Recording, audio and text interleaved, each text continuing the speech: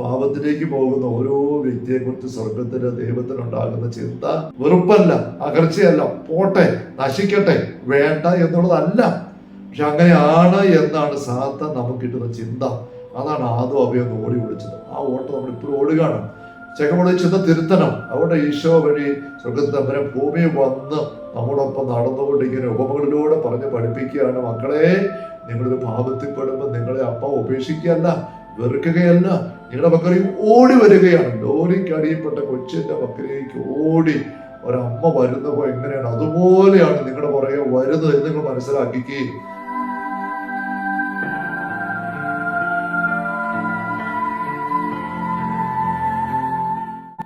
ഈശോ മിശിഹായ്ക്ക് സ്തുതിയായിരിക്കട്ടെ. നിങ്ങൾ ഇപ്രകാരം പ്രാർത്ഥിക്കുമെന്നുള്ള ഈശോയുടെ നിഷ്കർഷയെ ഒരു പൊതുശീർഷകമാക്കിക്കൊണ്ട് കർത്തൃ പ്രാർത്ഥനായുധമെടുക്കുന്ന തിരുവചന വിചിന്തന പരമ്പരയുടെ 31ാമത്തെ സെഷനിലേക്ക് ഈശോയുടെ നാമത്തിൽ ഹൃദ്യമായ സ്വാഗതം. Hallelujah, hallelujah, hallelujah. സ്നേഹമുള്ള സഹോദരരെ, അങ്ങയുടെ നാമം പൂജിതമാകണമേ എന്നുള്ള ഒന്നാമത്തെ യാചന കർത്തൃ പ്രാർത്ഥന 7 ഒന്നാമത്തേത്. അതേപോലെ നമ്മൾ കാണുകയാണല്ലോ, ദൈവത്തിൻ്റെ നാമം നമ്മുടെ ഉള്ളിൽ പൂജിതമാകാൻ അവിടത്തേക്കുള്ള വ്യക്തമായ അറിവ്, ദൈവത്തിൻ്റെ നന്മ നമ്മൾ രുചിച്ച് അറിയണം. സങ്കീർത്തനം 34:8 കണ്ടല്ലോ. ആ രുചിച്ചറിയുന്നതിനുള്ള വലിയ തടസ്സം സാധാരണ ഇട്ടിട്ടുണ്ട്. ദൈവത്തിന് വികരമായ ധാരണ നമുക്കുണ്ടാക്കി ആദ്യത്തെ ഒറ്റ പാവം വഴിയായിട്ട് മനുഷ്യ മക്കൾക്ക് മുഴുവനും ആദ്യ മാതാപിതാക്കൾ വഴി നമ്മിലേക്ക് പതിപ്പിച്ചിരിക്കുകയാണ്. അവൻ കത്തോലിക്ക ദേവസഭയുടെ മതബോധന ഗ്രന്ഥം 399 അതേക്കുറിച്ച് പഠിപ്പിക്കുന്നത് കാണുകയുണ്ട്. വികലമായ ധാരണ, ദൈവത്തെ ഭയപ്പെടാൻ തുടങ്ങി. ദൈവത്തിന്റെ കൽപ്പന ലംഘിച്ചാൽ ദൈവം ശിക്ഷിക്കും എന്നൊരു തെറ്റായ ധാരണ നമ്മുടെ ഒക്കെ ലൈഫിൽ അതിന്റെ ഭയങ്കരമായ പീഡനം നമ്മൾ അനുഭവിക്കുന്നുണ്ട്. യഥാർത്ഥത്തിൽ ഈ വികലമായ ധാരണയെ മാറ്റുക എന്നുള്ളത് ഈശോന്റെ പരസ്യ ജീവിതത്തിൽ പിശാചിന്റെ പ്രവൃത്തി നശിപ്പിക്കാനായിട്ട് വന്ന ദൈവത്തിന് ഈശോ തന്റെ പരസ്യജീവിതത്തിന് 3 വർഷങ്ങൾ നിരന്തരമായ പ്രബോധനങ്ങളിലൂടെയും ഉപമകളിലൂടെയും ജീവിത പെരുമാറ്റത്തിൽ കാണിച്ചു തന്നിട്ടുണ്ട്. എങ്കിലും നമ്മളിത് വേണ്ടതുപോലെ ഉൾക്കൊണ്ടിട്ടില്ല. അവിടെ ഇപ്പോഴും നമുക്കൊരു വല്ലാത്ത പൈശാചിക പീഡയുണ്ട്, നമുക്ക് എല്ലാവർക്കും ഉണ്ട്. നമുക്കതിനെ ദൂരെ കളയണം. എങ്കിൽ മാത്രമേ നമുക്ക് സ്വർഗസ്വനായ പിതാവിൻ്റെ നാമം പൂജിതമാകുന്ന ആ മാധുര്യം അനുഭവിക്കുന്ന അവസ്ഥയിലേക്ക് നമുക്ക് കടന്നു വരാൻ സാധിക്കുകയുള്ളൂ. അങ്ങനെ നമ്മൾ ആയി വരണമെന്നാണ് ഈശോ ആഗ്രഹിക്കുന്നത്.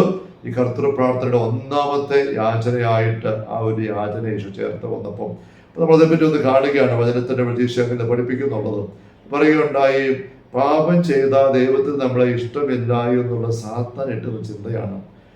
ഉൽപ്പത്തി 3:8 വാക്യത്തില് ദൈവമായ കർത്താവ് മക്കളെ തേടി വരുന്ന ആദ്യത്തെ അവയെ തേടി അവരന്ന് പാപം ചെയ്യുന്നത് ദൈവത്തിന്റെ കൽപ്പന ലംഘിക്കുന്ന ദൈവം കണ്ടതാണ്, കൃത്യമായിട്ട് കണ്ടതാണ്. അത് കണ്ടിട്ട് തന്നെയാണ് ദൈവം അന്ന് വൈകുന്നേരവും മക്കളെ എന്ന് വിളിച്ചുകൊണ്ട് അവിടത്തേക്ക് വരുന്നത്. അത് നമ്മൾ മനസ്സിലാക്കണം. അപ്പോൾ പാപം നമ്മൾ ചെയ്താൽ, ദൈവത്തിന്റെ കൽപ്പന ലംഘിച്ചാൽ ദൈവത്തിന്റെ സ്നേഹം കുറയുമെന്നുള്ള തെറ്റാധാരണയാണ്. രണ്ടും ന്യായം എടുത്ത് പറയാൻ പറ്റും. ഒന്ന് താത്വികമായിട്ട് നമ്മൾ പറയുമ്പം ദൈവം സ്നേഹമാണ്, സ്നേഹത്തിന്റെ പൂർണ്ണതയാണ്. ദൈവം പൂർണ്ണതയാണല്ലോ. അപ്പൊ ദൈവസ്നേഹത്തിന്റെ പൂർണ്ണതയാണ്. ദൈവത്തിന്റെ സ്നേഹം കുറയാൻ പറ്റുകയില്ല. ദൈവത്തിന്റെ സ്നേഹം എപ്പോഴെങ്കിലും ശകലമെങ്കിലും കുറഞ്ഞാൽ, താത്വികമായിട്ട് പറഞ്ഞാൽ ദൈവമല്ലെന്നായി പോകും. കാരണം കുറവുള്ളവനായി പോകും. കുറവില്ലാത്തവനാ ദൈവം, എല്ലാത്തിൻ്റെ നിറവാണ്. ദൈവത്തിന് ഒരിക്കലും ദൈവത്തിന്റെ സ്നേഹം, നന്മ കുറയാൻ പറ്റത്തില്ല, കുറയത്തില്ല. അതാണ് ദൈവം. അപ്പൊ നമ്മൾ എത്ര പാപം ചെയ്താലും അതിൻ്റെ പേര് ദൈവത്തിന്റെ സ്നേഹം കുറയല്ല. മനുഷ്യ മക്കളുടെ മുഴുവൻ ലോകത്തിന്റെ ആരം മുതൽ ആദ്യ മാതാപിതാക്കളുടെ പാപം മുതൽ ഈ നിമിഷം വരെയും മനുഷ്യമക്കൾ ചെയ്യുന്ന സകല പാപങ്ങളും അതേപടി കാണുന്നവനാണ് ദൈവം. അതിന്റെ വേദന അനുഭവിക്കുന്നവനാണ് ദൈവം. പക്ഷെ ഒരിക്കലും ദൈവത്തിന്റെ സ്നേഹം കുറയുന്നില്ല. കാരണം മനുഷ്യ മക്കളുടെ നമ്മുടെ പാപം ദൈവത്തിന്റെ പൂർണ്ണതയെ ഒട്ടും സ്വാധീനിക്കുന്നില്ല, അല്ല കുറയ്ക്കുന്നില്ല. അതിന് മുകളിലാണ് ദൈവം നിൽക്കുന്നത്. ഇത് നമുക്ക് തിരിച്ചറിയണം. അപ്പൊ താത്വികമായിട്ട് പറയുമ്പം നമ്മൾ എത്ര പാപം ചെയ്താലും ദൈവത്തിന് നമ്മുടെ സ്നേഹം കുറയാൻ പറ്റത്തില്ല. അതുപോലെ മറുവശം ഓർത്തോണം, നമ്മൾ എത്ര പുണ്യം ചെയ്താലും ദൈവത്തിന്റെ എല്ലാ കൽപ്പനയും പാലിച്ചുകൊണ്ടും ദൈവത്തെ പൊരിഞ്ഞ് സ്നേഹിച്ചുകൊണ്ടും അവിടുത്തെ പകരയ്ക്ക് വന്നാലും അതിൻ്റെ പേര് ദൈവത്തിന്റെ സ്നേഹം കൂടുന്നുമില്ല. അതെന്താ കൂടുന്നില്ലാത്തത്? ദൈവത്തിന്റെ സ്നേഹം ഇനിയും കൂടാൻ പറ്റുമെങ്കിൽ ദൈവം ഇപ്പോൾ ആയിരിക്കുന്നത് പൂർണ്ണതയിലല്ല, ഇനി കൂടാനുള്ള പോസിബിലിറ്റി കിടപ്പുണ്ട്.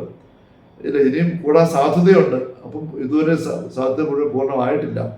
ഇനി കൂടാൻ ഒന്നുമില്ലാത്ത പോലെ അവിടുന്ന് സ്നേഹത്തിന്റെ നിറവാണ്. അപ്പൊ ദൈവത്തിന്റെ സ്നേഹത്തിനോ നന്മയ്ക്കോ ഇനി കുറവ് വരത്തില്ല, കൂടുതലും വരാൻ പറ്റുകയില്ല. അതാണ് ദൈവം. അപ്പൊ പിന്നെ പാപം ചെയ്താൽ ഒരു കുഴപ്പമില്ലേ, ഒരു മാറ്റം ദൈവത്തിനില്ലേ, പുണ്യം ചെയ്താൽ ദൈവത്തിന് ഒരു മാറ്റവും ഇല്ല, എന്നാ പിന്നെ എന്താ ഇഷ്ടംപോലെ ചെയ്യാൻ പറ്റും? അങ്ങനെയല്ല. പാപം ചെയ്യുമ്പോൾ ദൈവത്തിന്റെ സ്നേഹം മുറിയും, വേദനിക്കും. നമ്മൾ അനുഭവിച്ച് തിരിച്ചു വരുമ്പോൾ ആ സ്നേഹം ആനന്ദം കൊണ്ട് തിളങ്ങും. അതാണ് സ്നേഹത്തെ പറ്റി നമ്മൾ പറയുമ്പോൾ സ്നേഹത്തിന്റെ നാണയത്തിന് രണ്ട് വശങ്ങളും. അതിന് ഒരു വശം സ്നേഹിക്കുന്നവർ അടുത്തിരിക്കുമ്പോൾ ആനന്ദം സ്നേഹത്തിന്റെ ഒരു അടിസ്ഥാന സവിശേഷതയാണ്. സ്നേഹിക്കുന്നവർ കാണാൻ ആഗ്രഹിക്കും, അടുത്തായിരിക്കാൻ ആഗ്രഹിക്കും, ഒരുമിച്ചായിരിക്കാൻ ആഗ്രഹിക്കും. അത് ആനന്ദമാണ്. അതാണ് സ്വർഗമെന്ന് പറയുന്നത്. ദൈവത്തിന്റെ 3 വ്യക്തികൾ ഒന്നായിരിക്കുന്നു, ഒരുമിച്ചായിരിക്കുന്നു. എന്തുമാത്രം ഒന്നാണ്? പിതാവ് എന്നിലും ഞാൻ പിതാവിലുമാണ്, പരിശുദ്ധാത്മാവ് 2 പേരിലുമാണ്. ഇൻ ഡ്വെല്ലിംഗ് പ്രസൻസ് എന്നാണ് അതേപറ്റി നമ്മൾ വായിക്കുന്നത്. അകത്തു വസിക്കുന്നു, അത്രയും ചേർന്നാണ് നമ്മൾ. ദൈവം അശരീരിയാണ്. ശരീരമുള്ളവർ എത്ര ചേർന്നിരുന്നാലും ശരീരം കൊണ്ട് മുട്ടിയിരിക്കാനേ പറ്റുള്ളൂ. ഒത്തിരി സ്നേഹമുള്ളവര് ഒരമ്മ കുഞ്ഞിനെ ആലിംഗനം ചെയ്യുമ്പോൾ സ്നേഹത്തിന്റെ ഒരു വലിയ അടയാളമാണല്ലോ, പ്രകടിപ്പിക്കലാണല്ലോ ആലിംഗനം ചെയ്യുന്നത്. അപ്പൊ ചക്കത്തോട് ചേർത്ത് അമർത്തിപ്പിടിക്കും. തോർത്ത് വന്നിരിച്ചവരും അപ്പൻ ഓടിച്ചത് കെട്ടിപ്പിടിച്ചു. അത് ചേർത്ത് അമർത്തി പിടിക്കുമ്പോൾ ചക്കത്തോട് ചേർത്ത് പിടിക്കുന്നത്. ചക്കത്ത് ചേർത്ത് പിടിക്കുന്നതിന്റെ കാര്യം എന്താ? നമ്മുടെ ഉള്ളം, ഹൃദയം, ഉള്ളത്തിലേക്ക് ഈ വ്യക്തിയെ ഞാൻ ചേർക്കുന്നു, എടുക്കുന്നു, എൻ്റെ ഹൃദയത്തിനകത്തേക്ക് എടുക്കുന്നു. അതാണ് ആലിംഗനത്തിന്റെ അർത്ഥം. ചേർത്ത് പിടിക്കും. ശരീരമുള്ളതുകൊണ്ട് നമുക്ക് ചേർന്ന് അങ്ങനെ വന്ന് അവിടെ തട്ടി നിൽക്കും. ശരീരം ഇല്ലാത്ത അശരീരിയായ ദൈവം പരസ്പരം ചേർന്ന് നിൽക്കുമ്പോൾ, ചേർത്ത് പിടിക്കുമ്പം പരസ്പരം അകത്ത് ആകും. പിതാവ് പുത്രനെ ആശ്ലേഷിക്കുമ്പോൾ പുത്രൻ പിതാവിനെ അകത്താണ്. പുത്രൻ പിതാവിനെ ആശ്ലേഷിക്കുമ്പോൾ പിതാവ് പുത്രന്റെ അകത്താണ്. അതാണ് പിതാവ് എന്നിലും ഞാൻ പിതാവിലുമാണ് എന്ന് ഈശോ പറയുന്നത് നമ്മൾ വായിക്കുന്നുണ്ടല്ലോ. അപ്പൊ അങ്ങനെയാണ് ദൈവത്തിന്റെ സാന്നിധ്യ സ്നേഹവും. അപ്പൊ ഇത് സ്നേഹമെന്ന നാണയത്തിന്റെ ഒരു വശമാണ്. സ്നേഹം അടുത്തായിരിക്കാൻ ആഗ്രഹിക്കുന്നു, അടുത്തായിരിക്കുമ്പോൾ ആനന്ദം, സ്വർഗത്തിന്റെ ആനന്ദം അത് തന്നെയാണ്. അതേസമയം സ്നേഹമെന്ന നാണയത്തിന്റെ മറുവശമാണ് സ്നേഹിക്കുന്നവർ അകന്നു പോകുമ്പോഴുള്ള വേദന, നൊമ്പരം. ആ നൊമ്പരം അതാണ്. സ്വർഗത്തിൽ എന്തെങ്കിലും വേദന ഉണ്ടെങ്കിൽ അത് ഈ സ്നേഹത്തിന്റെ വേദനയാണ്, നൊമ്പരമാണ്. ലൂക്കായുടെ സുവിശേഷം 15-ാമത്തെ അധ്യായത്തില് ഉള്ള 3 ഉപമകൾ, കാണാതെ പോയ ആട്, കാണാതെ പോയ നാണയം, ധൂർത്തപുത്രൻ. ഈ 3 ഉപമകളിൽ ഒരു കാര്യം നമ്മൾ കാണുന്നുണ്ട്. ആട് കാണാതെ പോകുമ്പം ദൈവം വേദനിക്കുന്നു പറയുന്നത് കാണുന്നതിന് പക്ഷെ കണ്ടെത്തുമ്പോൾ സന്തോഷിക്കുന്നു. ആ ഉപമയിൽ 2-3 പ്രാവശ്യം ആവർത്തിച്ച് പറയാം. കണ്ടെത്തുമ്പോൾ സന്തോഷിച്ച് തോളിലേറ്റുന്നു, നാട്ടിലെത്തിയിട്ട് സ്നേഹിതരെ വിളിച്ചുകൊണ്ട് പറയാൻ സന്തോഷിക്കുവിൻ എന്ന് പറഞ്ഞ് ആനന്ദിക്കുന്നു. എന്നിട്ട് ഈശോ പറയാണ്, ഇതുപോലെ അനുദപിക്കുന്ന ഒരു പാപിയെ കുറിച്ച് സ്വർഗത്തില് പിതാവിന്റെ പക്കല് സന്തോഷമുണ്ടാകും. കേട്ടോ, അനുദപിക്കുന്ന പാപിക്ക് സന്തോഷമുണ്ടാകും എന്ന് പറയുമ്പോൾ അനുദപിക്കാതെ അല്ല പാപത്തിലേക്ക് പോകുന്നു, പാപത്തിൽ അനുദപിക്കാൻ തുടരുന്നു, അപ്പോൾ വേദന ഉണ്ടാകുന്നു. അതാണ് ആ സ്നേഹ നാണയത്തിന്റെ വേദനയുടെ വശം. അത് തന്നെ നാണയത്തെ കുറിച്ച് പറയുമ്പോൾ കാണാതെ പോകുന്ന നാണയം, അത് കണ്ടു കിട്ടുമ്പോൾ സന്തോഷിച്ച് കൂട്ടുകാരെ നാട്ടിൽ വിളിച്ചു കൂട്ടിപ്പോൾ സന്തോഷിക്കുവിൻ. തിരിച്ച് വീണ്ടും പറയാണ്, ഇതുപോലെ സ്വർഗത്തിലെ ദൂതന്മാർക്ക് സന്തോഷമുണ്ടാകും ഒരു വ്യക്തി അനുദപിക്കുമ്പോൾ. അനുദപിക്കാത്തപ്പം പാപത്തിലേക്ക് പോകും, വേദന ഉണ്ടാകുന്നു. തൂർദൂതം തിരിച്ചു വരുന്ന രംഗം പറയുമ്പോഴും അപ്പൻ പറയുന്ന വാക്യതാണ് ജോലിക്കാരുടെ വീട്ടിൽ പറയുന്നത്, നമുക്ക് സന്തോഷിക്കാം, ആഹ്ലാദിക്കാം. അങ്ങനെ ആഹ്ലാദിക്കാൻ തുടങ്ങി. മൂത്തവന് വരുമ്പോൾ പുറത്ത് നിൽക്കുന്നത്, അകത്ത് കയറുന്നില്ല. അപ്പൻ പുറത്ത് ചെന്നിട്ട് അവർ സംസാരിക്കുന്ന രംഗമുണ്ടല്ലോ ആ അദ്ദേഹത്തിന്റെ അവസാനം. അവിടെ നമ്മൾ കാണുകയാണ്, അപ്പൻ മോനോട് പറയുകയാണ്, നമ്മളിപ്പോൾ ആനന്ദിക്കണം, ആഹ്ലാദിക്കണം. അതാണ് അവൻ മോൻ തിരിച്ചു വന്നു. അപ്പൊ അവൻ പോയപ്പോൾ ഉള്ള സങ്കടമാണ്, വേദനയാണ് അവിടെ പരിഹരിക്കപ്പെടുന്നത്. അപ്പൊ സ്നേഹമെന്ന നാണയത്തിന് 2 വശമാണ്. ഒരുമിച്ചായിരിക്കുമ്പോൾ ആനന്ദം, സന്തോഷം, അകന്നു പോകുമ്പോൾ നൊമ്പരം. അപ്പോൾ നമ്മൾ ഒരു വ്യക്തി പാപം ചെയ്ത് അകന്നു പോകുമ്പം ദൈവത്തിന്റെ സ്നേഹം കുറയുകയല്ല, മറിച്ച് വേദനിക്കുകയാണ്. തിരിച്ചു വരുമ്പോൾ ആ സ്നേഹം കൂടുകയല്ല. അല്ല, പുണ്യം ചെയ്ത് ദൈവത്തിന്റെ വചനം പാലിച്ച് കൂടെ വരുമ്പോൾ ദൈവത്തിന്റെ സ്നേഹം കൂടുകയല്ല, ആനന്ദം കൊണ്ട് തിളങ്ങുകയാണ്. ഇനി ഒരു കാര്യം കൂടെ, ഈ വേദനിക്കുന്ന മുറിവേറ്റ സ്നേഹമാണോ തിളങ്ങുന്ന സ്നേഹമാണോ കൂടുതൽ തീവ്രതയുള്ളത് ചോദിച്ചു കഴിഞ്ഞാലോ, വിചാരിക്കുക ഒരമ്മ കൊച്ചിനെയും കൊണ്ട്, ഒരു 2 വയസ്സുള്ള കൊച്ചിനെയും കൊണ്ട് വഴി കൂടെ പോകുന്നു, ടൗണിൽ കൂടെ. അമ്മ ഒരു പടക്കടയ്ക്ക് തിരിഞ്ഞൊരു മാമ്പഴം വല്ല വാങ്ങിക്കാൻ വേണ്ടിയിട്ട് തിരിഞ്ഞു നിന്ന് മാമ്പഴം വാങ്ങിക്കുന്നു. പുറകെ കൊച്ചപ്പോഴും കയ്യിൽ നിന്ന് പന്ത് താഴെ പോയി, അത് റോഡിലേക്ക് ഉരുണ്ടുപോയി. ആ പന്ത് എടുക്കാൻ വേണ്ടി കൊച്ചതിന് പുറകെ ഓടി എന്ന് വിചാരിക്കുക. അപ്പോഴിതേ ഒരു ലോറി പാഞ്ഞു വരുന്നു. കൊച്ചിനെ കണ്ട് ലോറി പെട്ട സഡൻ ബ്രേക്ക് ഇട്ടു, എങ്കിലും ലോറി നിർത്താൻ പറ്റിയില്ല. കൊച്ചിന്റെ മുകളിൽ കൂടെ ലോറി കടന്നു പോയി. ഈ സഡൻ ബ്രേക്കിന് സ്വരം കേട്ട് അമ്മ തിരിഞ്ഞ് നോക്കുകയാണെന്ന് കൊച്ചി ഇതേ റോഡിലേക്ക് ഓടുന്നു. പന്തിന്റെ പറയും കൊച്ചു മറിഞ്ഞു വീഴുന്നു. ലോറി വന്ന് കൊച്ചിന്റെ മുകളിൽ കൂടെ കയറിയപ്പോ പോകുന്നു. അമ്മ കാറിക്കൊണ്ട് വഴിയിലേക്ക് ഓടുകയാണ്. ലോറി കടന്നങ്ങ് പോയി. അമ്മ സ്ഥാപിച്ചു നോക്കുമ്പോൾ കൊച്ച് ഒരു പരുക്കുമില്ലാതെ എണീറ്റ് വരുന്നു. വീല് കയറിയില്ല, നടുക്ക് വീട് കടന്നു, ലോറി കടന്നു പോയി. അങ്ങനെ ഏറ്റുവരുന്ന കൊച്ചിനെ അമ്മ ഓടിച്ചെന്ന് കെട്ടിപ്പിടിച്ചു പൊട്ടിക്കരഞ്ഞോണ്ട് ചുംബിക്കുകയാണ്. ആ ചുംബനൊന്ന് ഓർത്ത് ഞാൻ കെട്ടിപ്പിടുത്ത് ഓർത്ത് നോക്കുകയും ഈ കൊച്ചിന്റെ അമ്മ തലയാഴ്ചയിൽ കൊച്ചിന്റെ ബർത്ത്ഡേ ആണെന്ന് വിചാരിക്കുക. ബർത്ത്ഡേക്ക് ആഘോഷിച്ച് കേക്ക് മുറിച്ചിട്ട് കൊച്ചിനെ എടുത്ത് കെട്ടിപ്പിടിച്ച് ഉമ്മ വെച്ചതാണ്. അപ്പൊ തലയാഴ്ച ബർത്ത്ഡേക്ക് കെട്ടിപ്പിടിച്ച് ഉമ്മ വെച്ചതാണോ ഇപ്പൊ ഈ റോഡിൽ നിന്ന് പൊക്കിയെടുത്ത് കൊച്ചിനെ കെട്ടി ഉമ്മ വെക്കുന്നതാണോ? ഏതാ തീവ്രമായ ആലിംഗനവും ചുംബനവും. നമുക്കറിയാം ഈ രണ്ടാമത്തേതാണ്. നഷ്ടപ്പെട്ടു എന്ന് വിചാരിച്ചിട്ട് തിരിച്ചു കിട്ടും.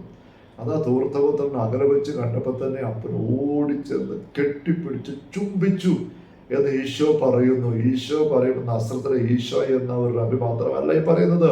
സ്വർഗത്തിലെ ദൈവം ഈശോന് വസിച്ചൊരു വാക്കുകൾ പറയുകയാണ്. ഈശോ പറഞ്ഞത് കണ്ടു കഴിഞ്ഞല്ലോ. എനിക്ക് സമയത്തെ ഒന്നും പറയാൻ പറ്റുകയല്ല. യോഹന്നാൻ 12:49-50 ചേർത്ത് വായിച്ചോ. ഞാൻ എന്ത് പറയണമെന്ന് പഠിപ്പിക്കുന്ന വെച്ചാൽ പിതാവ് തന്നെ കൽപ്പന തന്നിരിക്കുന്നു. ഞാൻ പറയുന്നതെല്ലാം അവിടുന്ന് പറയുന്നത് തന്നെയാണ്. ഒരു വാക്ക് സ്വന്തം പറയാൻ പറ്റുകയല്ല.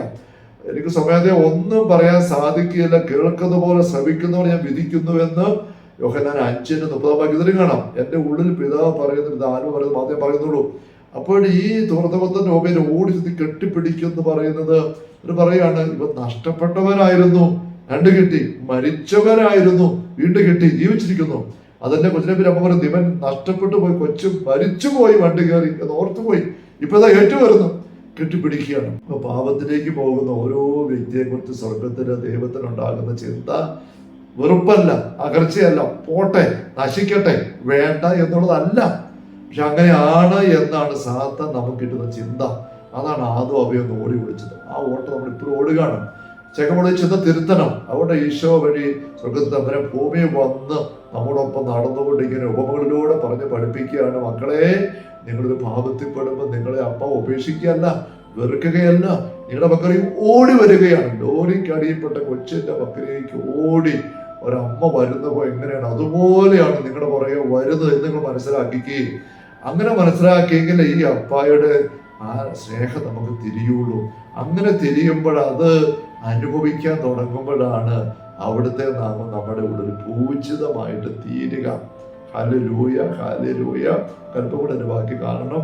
കർത്താവ് ഈശോ മിശിഹായുടെ സമൃദ്ധമായ കൃപയും അനുഗ്രഹങ്ങളും പിതാവായ ദൈവത്തിന്റെ അവർണ്ണനീയമായ സ്നേഹവും പരിശുദ്ധാത്മാവായ ദൈവത്തിന്റെ നിരന്തരമായ സഹവാസം എല്ലാവരുടെയും കൂടെ ഉണ്ടായിരിക്കട്ടെ, ഇപ്പോഴും എപ്പോഴും എന്നേക്കും.